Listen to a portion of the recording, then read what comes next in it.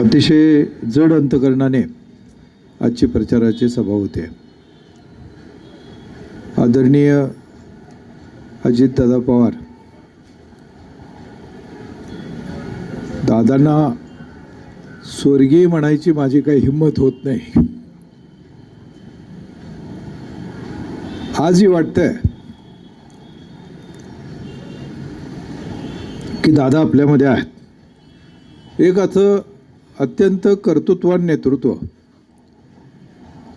जे महाराष्ट्राला गेले 30-35 वर्ष प्रचंड कष्ट करण्यानंतर मिळालं।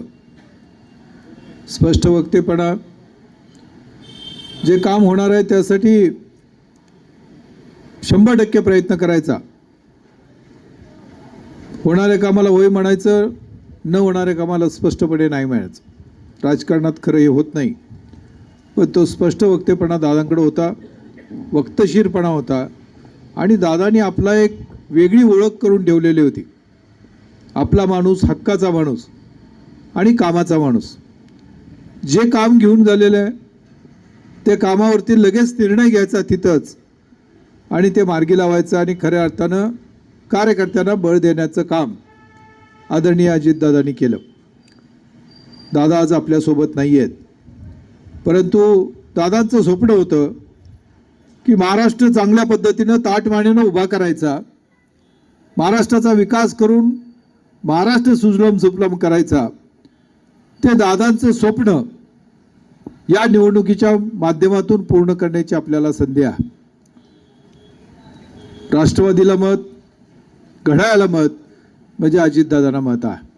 अजितदादांनी जे स्वप्न पाहिलं ते स्वप्नपूर्ती करण्यासाठी आपण मतदान करणार आहोत। आणि म्हणून माझी इथं असलेल्या सर्व कार्यकर्त्यांना विनंती आहे, आपण पुढच्या 5 दिवसामध्ये 24 तास त्या ठिकाणी याच्यावरती विचार करून घराघरामध्ये जाऊन मतदान आपल्या उमेदवारांना करायचं आहे। अतिशय चांगले उमेदवार आपण उभा केलेले आहेत।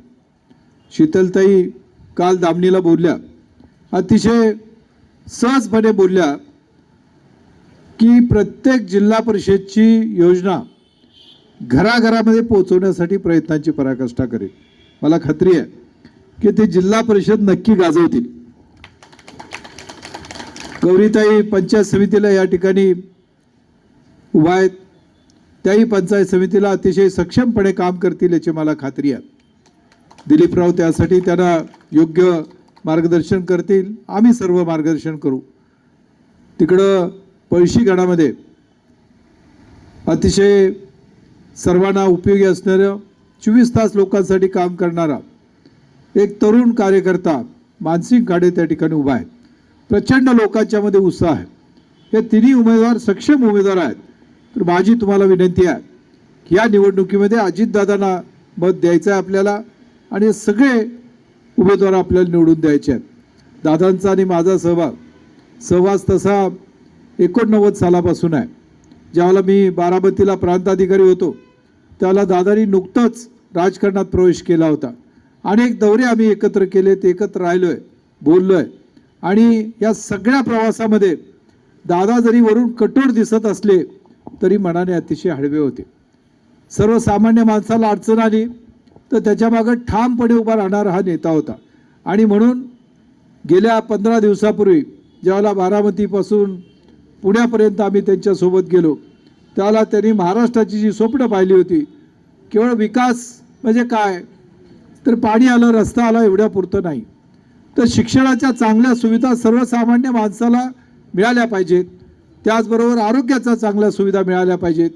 विद्याप्रतिष्ठानला त्यांनी मी MIDCत असताना काही जागा उपलब्ध करून दिली 40 एकर। दादांनी त्यानंतर 100 एकर जागा खरेदी केली आणि आज विद्याप्रतिष्ठानमध्ये 35,000 मुलं शिकत आहेत। म्हणजे 35,000 कुटुंबाचं संसार भविष्यकाळामध्ये चांगल्या पद्धतीने उभा राहणार आहेत। हे जे काही काम आहे ते काम खऱ्या अर्थानं तिथं 2 दिवसापूर्वी 28 आणि 29ला मी होतो त्याला सर्वसामान्य माणसं ओक्साबोक्षी रडत होती। त्यांना वाटत होतं की आपल्या घरातला माणूस गेला आहे। ही जी नेतृत्वाचा कसब आहे, हे जे नेतृत्वाचे गुण आहेत ते आपल्या सगळ्यांना घ्यायला पाहिजेत।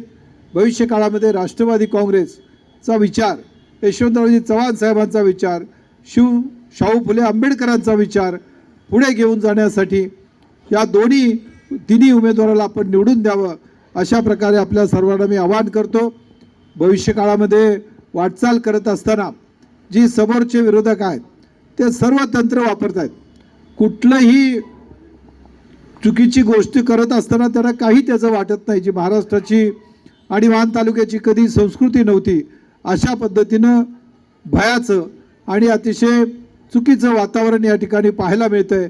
पण याच्यावरती मात करून गोंदवले गटातले तिन्ही उमेदवार विजयी होतील अशा प्रकारे मी विश्वास व्यक्त करतो. तुम्हाला सर्वांना मनापासून शुभेच्छा देतो आणि थांबतो.